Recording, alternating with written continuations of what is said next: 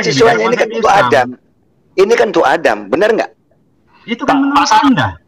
Pak Sarul. Paham nggak? Jadi ini untuk siapa? Ini untuk Adam atau untuk manusia siapa, Pak? Manusia yang ada di kandungan. Pak, konteks ini untuk Adam, Pak. Adam itu diciptakan bukan kun fayakun, tapi melalui tanah dan air dibentuk lalu ditiupkan. Sebentar, nanti kita berdua. Ya, Pak Wiji. Iya kan? Nanti. Sedangkan Hawa diciptakan dari apa, Pak? Karena Ibu, saya lagi mengedukasi. Hawa diciptakan dari apa? Tolong, saya lagi diskusi. Apakah Pak. Nanti kita berdua, tenang saja. Tenang saja. Simpan dulu argumenmu. Tenang saja. Sama saya santai saja. Pak Wiji, kita jangan melebar kemana-mana. Artinya ketiga kalinya Bapak gagal menginterpretasi Al-Quran bahwa Isa Al-Masih tidak pernah menjadi Tuhan di dalam Al-Quran. Gitu ya? Bapak nggak bisa.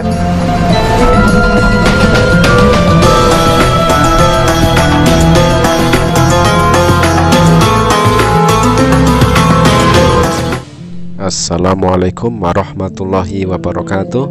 Selamat pagi sahabat sekalian. Di sini kita akan saksikan sebuah perbincangan antara seorang narasumber di channel YouTube Manubulu yang bernama Nurwiji. Dia ngakunya adalah dulu pernah menjadi imam masjid dan dia akhirnya murtad karena ayat-ayat di dalam Al-Quran. Di sini akan berbincang-bincang dengan Pak Syahrul dan akan ada tanya jawab di antara mereka. Apakah memang pemahaman si bapak yang jadi narasumber tersebut tentang Al-Quran adalah benar ataukah hanya sekedar pemahaman kosong yang dimiliki oleh imam masjid yang telah murtad tersebut. Oke, mari kita simak perbincangan selanjutnya di room Yusuf Manubulu.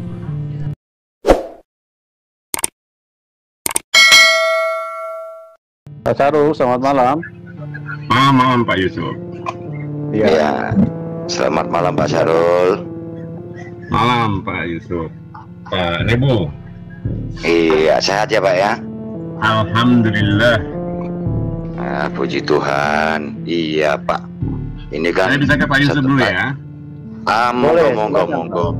Silakan. Pak Yusuf, semalam itu saya tunggu linknya itu ada Ustadz ya, katanya Ustadz Pak yang bicara semalam Pak. Betul. Orang Islam itu Pak? Iya. Waduh. Saya mau masuk itu, mau nanya aja kalimat beliau yang justru melecehkan Pak Yusuf orang itu. Yang mana Pak melecehkannya? Pak Yusuf kan selalu bicara Pak, kebenaran itu hanya ada pada Yesus kan gitu Pak. Iya. Tapi dia mengatakan tidak ada kebenaran yang absolut. Kebenaran itu bercabang. Itu kan menghina Bapak itu namanya. Oh enggak, pengertiannya bukan di situ Pak. Berarti kita berbeda ini. Berbeda pemahaman. Kalau saya melihat konteksnya, bagaimana Ustadz itu dia berpikiran moderat karena tujuannya supaya kebangsaan Indonesia ini tidak terpecah belah dengan ada kelompok-kelompok yang punya pemahaman yang agak berlebihan begitu Pak. Kalau dia mengatakan itu bahwa maksudnya begini, kalau yang dia mengatakan bahwa kebenaran itu tidak absolut itu artinya pengertian dari pikiran-pikiran yang dituangkan oleh manusia ke dalam kebenaran. Tapi kalau kebenaran itu absolut, kebenaran itu mutlak. Kenapa? Dia bicara teologi loh. Iya, dia bicara tapi berdasarkan pertimbangan pemikiran manusia. Kan itu kemarin kan kita tidak merujuk kepada teologi atau doktrin salah satu agama, tapi kita berbicara sebagai anak bangsa yang nuansa kebangsaan yang ingin supaya kita ini lebih bijak lah, lebih dewasa. Jadi jangan segala sesuatu itu yang kedepankan adalah pemikiran kelompok atau pemikiran pribadi, tapi mari kita artinya belajar untuk coba memahami dari kemajemukan bangsa Indonesia, begitu Pak Sarul. Oh iya, jadi artinya orang itu tidak berbicara atas dasar teologi ya? Iya, jadi dia berbicara atas nilai-nilai bagaimana kalau seseorang itu seharusnya di dalam menjalankan imannya itu harus mengedepankan damai. Begitu, Pak. Jadi yang dia perhatikan itu adalah ada kelompok-kelompok yang kehidupannya dengan kehidupan yang ekstrim, sehingga hal-hal yang istilahnya bisa dilihat dengan soft, bisa dilihat dengan arif, tapi kemudian dijadikan sebagai nuansa kebencian kepada apa yang disampaikan oleh Pak Kace. Itu yang dia sampaikan kemarin, Pak. Ya, baiklah, kalau emang itu asumsi interpretasi ya, saya melihatnya pada posisi yang berbeda, tapi biarlah itu menjadi ranahnya penonton gitu ya. Dan yang yang lucunya juga, beliau itu mengatakan Ustadz-ustadz Indonesia ini bisa dihitung dengan jari yang baca itu Injil itu. Enggak ada katanya. Nah, ini bingung saya, ini orang Islam apa orang ini gitu loh. Tidak ada ruang orang Islam itu untuk membaca Injil, karena Islam itu udah sempurna. Makanya bingung saya, Pak. Makanya saya tanya, apakah dia orang Islam? Gitu saja. Ya, artinya itu kan tergantung pemahaman masing-masing ya. Kalau pemahaman beliau, bahkan kita juga tahu bahwa di dalam Al-Quran itu ada yang mengatakan bertanyalah kepada ahli kitab, dan di situ juga kan ada ditulis tentang Injil, Taurat. Nah, ini kan sesuatu yang artinya tidak dibatasi kalau menurut pemahaman saya ya, Pak. Kalau pemahaman Bapak berbeda ya silakan. Kalau pemahaman saya artinya boleh saja orang Islam silakan membaca, karena kitab kami itu bukan sesuatu yang disakralkan untuk sekelompok orang atau satu agama, tapi itu untuk supaya mencerahkan seluruh manusia yang ada di bawah kolong langit ini. Tapi terlepas daripada anjuran atau saran daripada pemimpin-pemimpin, apakah itu bisa dibaca atau tidak, itu kembali kepada interpretasi masing-masing begitu. Iya, baik, terima kasih. Saya hanya masuk pada pendapat dia saja. Kalaupun Pak Yusuf berbicara seperti itu, silakan saja. Baik, terima kasih. Saya masuk ke Pak Wiji ya. Ya, silakan. Baik, Pak. Baik. Pak Wiji, bisa dengar saya, Pak Wiji? Halo, Pak Wiji. Halo, iya Pak. Baik, Pak. Bisa dengar saya? Bisa. Dengar, Pak. Iya, baik. Baik, kita tenteramkan Indonesia dengan keadaan orang Islam yang sebenar-benarnya. Ya. Baik, mari sama-sama, Pak. Jadi, saya sering mendengar ya, pengakuan-pengakuan para murtadin ini justru berbenturan dengan Islam itu sendiri. Jadi, dia begitu benci sama orang kafir, sampai dia mau menghalangi Natal-Natalnya orang kafir, gitu. Apakah Pak Wiji selaku imam masjid saat itu tidak pernah membaca Al-Quran, Pak? Bahwa Allah menegaskan untuk berbuat adil kepada orang kafir, berbuat baik kepada orang kafir. Apa tidak pernah baca Al-Quran, Pak? Tentu baca di GS 9 ayat 29. Sebentar. Biar yang bersaksi saja. Baik, Pak. Jadi, waktu itu, di kajian-kajian yang saya dapatkan dari guru saya, itu tidak ada yang seperti tadi Bapak sampaikan. Nah, itu baru saya dapatkan justru setelah saya mengalami satu pergulakan, ketika saya mengalami satu persoalan, dan saya mulai mendapatkan pencerahan. Karena waktu itu, saat itu saya hanya terus didoktrin dengan konsep samina wa ata'na itu, Pak. Jadi, apa yang disampaikan harus ditaati dan harus didengar. Seperti itu, betul. Pak. Betul, ya. Itu yang membentuk karakter saya, pribadi saya waktu itu seperti itu. Iya. Begitu, Pak. Iya, sami'na wa ta'na itu. Iya. Kenapa, Pak? Sehingga Bapak punya ruang untuk membenci orang kafir, Pak. Ada nggak ajaran-ajarannya itu, Pak? Ya gini, Pak. Karena kembali lagi bahwa dalam doktrin yang waktu itu disampaikan kepada saya dan itu terus sebentar, Pak WJ sebentar. Tidak ada doktrin dalam Islam, Pak. Nggak ada. Nah, yang ada syariat, Pak. Ya, saya ini pelaku ya, boleh syariat lah. Jangan pakai doktrin, nggak ada doktrin. Pak Yusuf bisa bentangkan GS 9 ayat 29, Pak. Oke, sebentar. Kita bentangkan GS 9 tolong Pak Nebu, tolong hormati saya dengan narasumber dulu. Nanti saya saya hanya ingin hanya tolong membackup di layar. Saya tidak ada suara, saya cuma mau backup di layar. Nanti Pak, biar tidak mengganggu, biar saya konsen dulu ya. Segampang Pak, nanti kita bicara. Jadi gitu Pak Wiji ya. Jadi Bapak mengaku sebagai imam masjid, tapi Bapak sendiri tidak pernah paham yang namanya Al-Quran, bahwa Al-Quran memberikan amanat, berbuat baik, dan berlaku adil kepada orang kafir.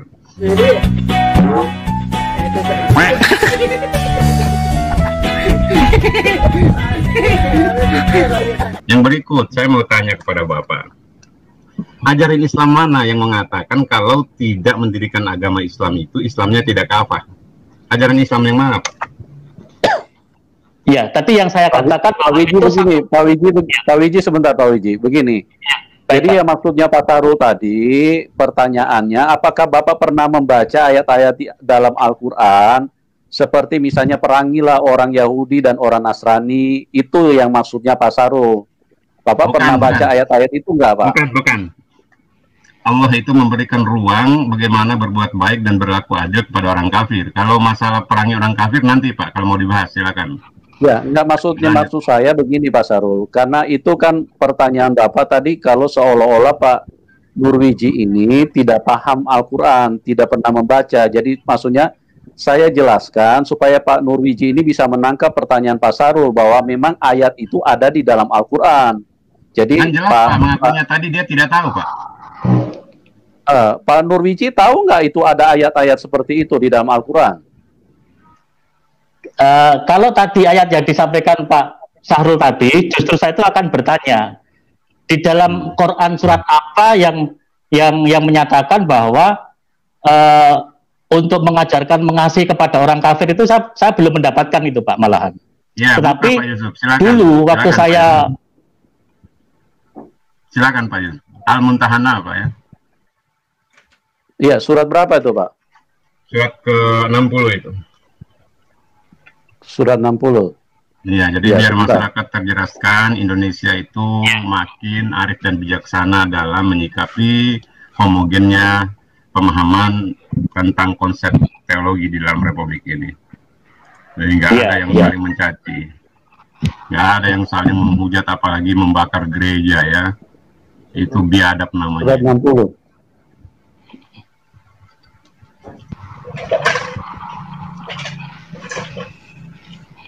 Ayat berapa Pak Sarul? Ayat yang ke-8 Pak. Ayat ke-8.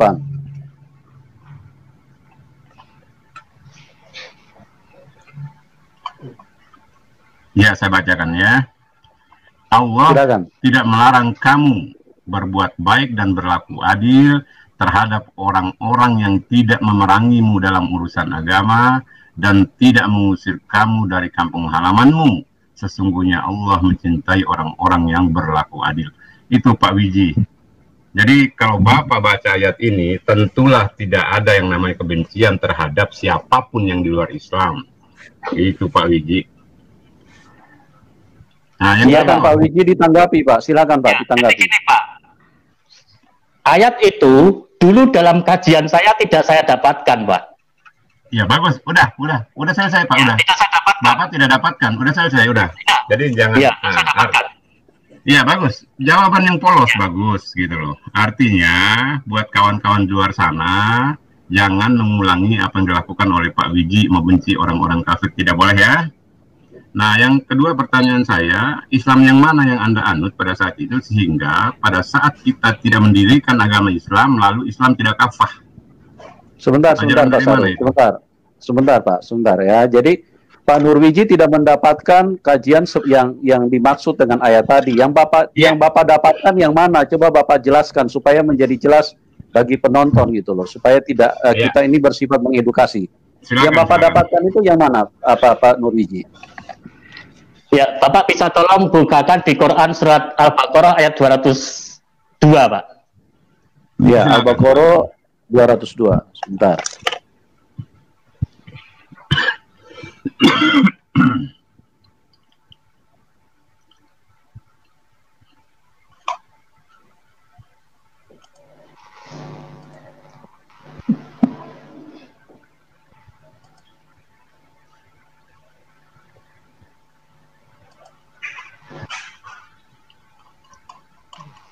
sorry, salah Pak. Yang 102 Pak. Maksud saya 102. 102. Ya. Sudah. Al-Baqarah surat 2 ayat 102. Ya.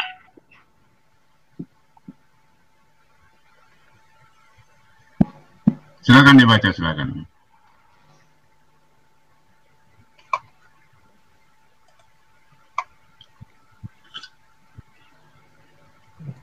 Ya, dibaca Pak Nurwiji, kelihatan nggak? Keliru. Sebentar Pak. Yang 208 coba Pak. Saya lupa ingat. 208. Yang bunyinya ya ayyuhalladzina amanu udzul khusumul fisfil kafah itu loh Pak. Sebentar. Ya. Bagus Pak Wiji, jangan dihafal. Kita sekarang ini jadi pelaku firman sekarang, bukan penghafal. Iya, betul Pak. Ya, di Quran 208 maksud saya Pak. Ya. Terus baca Pak. Baca. Ya ayyuhalladzina amanu udkhulu fis-silmi kafah, begitu. Ya. Mas, artinya masuklah ke dalam Islam secara keseluruhan dan janganlah kamu ikuti langkah-langkah setan. Sungguh ia musuh yang nyata bagimu. Nah, ayat ini itu yang dulu selalu didengungkan oleh kelompok saya untuk memasuki Islam itu secara kafah. Dan ayat ini yang terus disuarakan dan juga menjadi satu landasan untuk berjihad untuk menegakkan negara Islam di Indonesia. Karena Islam itu bisa dilakukan secara kafah, itu harus memenuhi 4 syarat. Yang pertama itu adalah umat Islam. Umat Islam di Indonesia itu mayoritas. Yang kedua, undang-undang. Undang-undang sudah ada, Quran dan hadis. Dan yang ketiga adalah umat pemimpin. Pemimpin juga sudah ada, sudah dipersiapkan begitu rupa. Yang keempat, hanya kurang yang namanya wilayah atau yang disebut dengan daulah Islamiyah itu.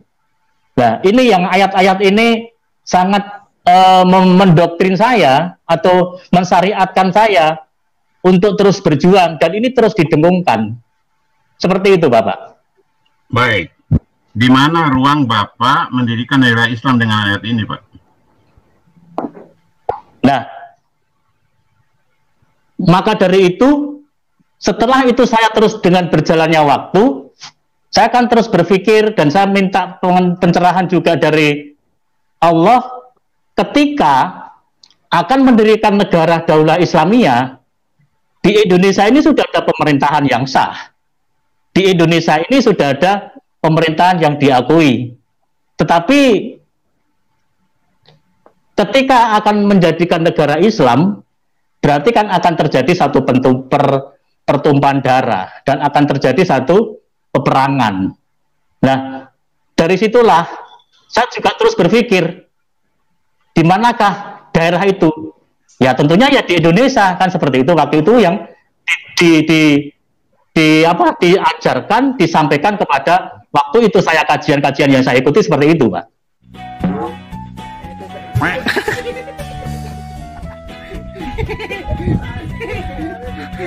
Bukan kajian Bapak maksud saya. Tadi kan klaim Bapak, kekafahan seorang Islam itu bagaimana dia bertekad membangun negara yang berasaskan Islam. Ayat ini di mana? Ayat ini yang Bapak baca. Pak Wiji ini sekarang jadi pengikut Kristus. Sudah tidak perlu lagi untuk mengkaji-kaji hal sedemikian, Pak. Baik, ya kan, Pak? Baik. Ya, kita ini sudah jadi pengikut Kristus. Ajaran kita ini sudah berbeda. Bapak gagal lagi memahami Islam. Baik. Yang ketiga ya. Tadi Bapak mengatakan Isa Al-Masih itu adalah Tuhan dan Juru Selamat. Islam yang mana yang Bapak anut? Gini, Pak. Jangan bicara di luar Islam ya. Anda mengaku Islam tadi ya. Ya, awalnya kan saya Muslim. Saya bicara pengakuan Anda sebagai Muslim, bukan yang lain. Baik. Ya. Terus bagaimana, Pak? Di mana di Al-Quran Anda menemukan bahwa Isa Al-Masih itu adalah Tuhan dan Juru Selamat? Di mana? Oh, begitu. Ya. Al-Baqarah 87 ada. Buka aja. Ayatnya mana? Ya, jangan ini ya, jangan membuat penonton itu bingung. Kita akan buka di dalam Quran surat Al-Imran ayat 45 dulu, Pak. Silakan buka. Oh iya. Ya, banyak, Pak. Banyak. Ya. Oke, dibukain Al-Imran. Ingat ya, kata kuncinya Tuhan dan Juru Selamat ya.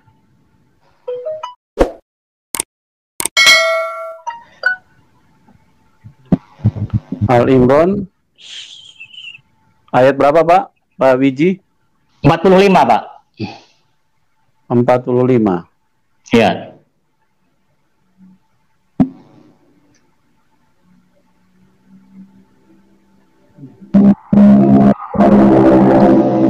Dibacakan Pak Wiji, bisa kelihatan nggak? Ya. Ya, ingatlah ketika para malaikat berkata, wahai Maryam, sesungguhnya Allah menyampaikan kabar gembira kepadamu tentang sebuah kalimat firman darinya, yaitu seorang putra namanya Al-Masih, Isa putra Maryam. Seorang terkemuka di dunia dan di akhirat, dan termasuk orang yang didekatkan kepada Allah. Terus di mana justifikasi Tuhan dan Juru Selamat Isa di sini, Pak? Nah, gini Pak, Isa Al-Masih itu adalah satu pribadi yang terkemuka di dunia dan di akhirat. Betul. Isa Rahullah wa kalimatullah wajihan fid dunya wal akhirah. Seperti itu. Betul. Ya. Orang kan? Nggak bukan Ya. Tuhan kan? Orang kan? Bapak tahu nggak bahwa Isa Al-Masih itu menuntun manusia ke jalan yang lurus untuk menyembah kepada Allah? Bapak tahu? Ini Pak, ingat, Isa Al-Masih itu memang pribadi manusia. Tetapi keberadaan Isa Al-Masih itu bukan seperti pada umumnya manusia. Kata Dia siapa, adalah, Pak? Kata siapa, itu, itu tadi di ayat itu dikatakan kalimatullah. Yang mengatakan Isa bukan manusia siapa, Pak? Makanya kan saya katakan, Isa Al-Masih itu adalah pribadi manusia, tetapi tidak sama manusia pada umumnya. Karena di mana keterangannya bahwa Isa itu bukan pada manusia umumnya? Di mana keterangannya? Itu loh Pak, Isa Al-Masih itu dari kalimatullah. Ya iya, kita juga dari kalimatullah, Pak. Tapi kita bukan dari firman Allah, Pak. Tapi kita ada dari hubungan suami istri, Pak. Itu Ya, yang membedakan. Makanya jangan berasumsi tentang Al-Quran. Di mana Isa Al-Masih itu Tuhan? Dimana? Oke, baik, Pak. Saya akan balik pada Bapak. Bertanya kepada Bapak. Ya. Isa Al-Masih Ya, itu ada. Itu kan Al-Quran pun juga mencatat. Ya, dia ada. Itu dari hembusan roh Allah, dari kalimat Allah yang masuk ke dalam rahim Maryam. Jadi bukan dari hubungan suami istri. Tapi kalau semua nabi-nabi yang ada itu dari hubungan suami istri, karena masing-masing mereka punya bapak dan punya ibu. Seperti itu, Pak. Saya percaya Pak Sahrul juga lebih tahu hal seperti ini, dan saya pikir ini tidak perlu dipertanyakan sebetulnya. Karena Pak Sahrul tidak mempertanyakan yang lain. Saya hanya menanyakan klaim Bapak bahwa Isa Bapak temukan sebagai Tuhan dan Juru Selamat. Lalu Bapak bicara tentang roh. Bapak tahu nggak bahwa Allah itu meniupkan roh di kandungan ibu Bapak, jadilah Bapak. Bapak tahu nggak ada ayatnya itu? Semua manusia itu ditiupkan rohnya, termasuk Isa alaihissalam. Bapak tahu nggak? Bapak juga. Di mana ayatnya, Pak? Semua manusia ditiupkan rohnya oleh Allah. Di mana, Pak Syarul? Di mana ayatnya? Kalau ada gimana? Semua manusia ditiupkan rohnya. Oh iya, Allah tiupkan roh ke manusia, jelas biar hidup. Ya, di mana ayatnya, Pak? Buka surat Al-Hijr. Bentangkan saja, Pak. Ya. Ayo, di mana, Pak? Di surat Al-Hijr buka. Jadi biar kita edukasi masyarakat agar kita tidak bicara sembarangan tentang Al-Quran, ya. Ya, coba.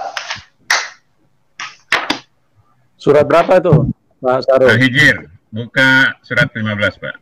15 Pak. Ayat yang ke-29. Surat 15 ayat 29. Kalau bicara sama saya dapat ilmu nanti, Pak.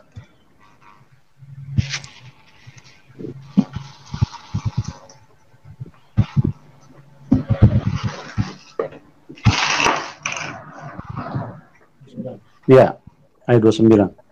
Nah, baik. Saya bacakan. Ya, baik Pak. Maka apabila aku telah menyempurnakan dalam kurung kejadiannya, dan aku telah meniupkan roh ciptaanku ke dalamnya, maka tunduklah kepada siapa itu, kamu Pak? kepadanya dengan bersujud. Coba, itu kepada siapa? Itu ayatnya, Pak. Itu ayat untuk kepada siapa, Pak? Dan aku meniupkan roh ciptaanku ke dalamnya, maka tunduklah kamu kepadanya dengan bersujud. Itu kepada Adam kan, Pak? Ada manusia nggak? Kan bukan semua orang ditiupkan rohnya. Yang lainnya kan dengan perhubungan. Adam itu ada sendiri, Pak, ayatnya. Jangan di situ. Pak, ayat ini untuk siapa, Pak? Ini untuk makhluk yang bernama manusia. Kalau Adam itu ada di ayat yang lain. Gini Pak, Pak Sarul begini. Pak, sebentar Pak Nebo. Begini Pak Sarul, kalau dari membaca tekstualnya ini, dari penciptaan Tuhan, kita tahu bersama-sama hanya Adam yang ditiupkan Tuhan rohnya langsung ke dalam Adam. Tapi kalau manusia lainnya, kita semua tahu bahwa itu semua melalui proses hubungan suami istri, laki-laki dan perempuan. Jadi ini sangat pas kalau ayat ini adalah menjelaskan tentang keberadaan penciptaan manusia pertama. Begitu Ya, Pak Sarul. Kalau Bapak seperti itu silakan. Iya. Ini saya bicara dalam perspektif Islam. Islam itu mengimani Allah Tidak bisa Subhanahu. tidak bisa Bapak Allah bilang tidak semua orang dari roh, padahal semua orang dari hubungan seks. Pak, saya lagi bicara dalam konteks Islam. Saya tidak menganulir Nah, konsep iya. Anda. Paham? Enggak, Saya ini kan lagi sesuai, bicara ini kan konsep untuk Islam. Adam. Ini kan untuk Adam, benar nggak? Itu kan menurut Anda. Pak Sarul. Loh, Paham nggak? jadi ini untuk siapa? Ini untuk Adam atau untuk Ini manusia siapa, Pak? manusia yang ada di Pak, kandungan konteks ini ibunya. untuk Adam, Pak. Adam itu diciptakan Bapak bukan kun fayakun, tapi Ini Al-Quran melalui saja. tanah dan air dibentuk lalu ditiupkan, Sebentar, nanti kita berdua. Ya, toh? Pak Wiji, ya kan? nanti. Sedangkan Hawa diciptakan dari apa, Pak? Kan Ibu, saya lagi mengedukasi. Hawa masyarakat. diciptakan dari apa? Tolong, saya lagi diskusi. Apakah dengan dari- Pak. Nanti kita berdua, Ya. tenang saja. Tenang Ya. saja. Simpan dulu argumenmu. Tenang saja. Sama saya santai saja. Pak Wiji, kita Oke, jangan baik. melebar kemana-mana. Artinya ketiga kalinya Bapak gagal menginterpretasi Al-Quran bahwa Isa Al-Masih tidak pernah menjadi Tuhan di dalam Al-Quran. Gitu ya? Bapak nggak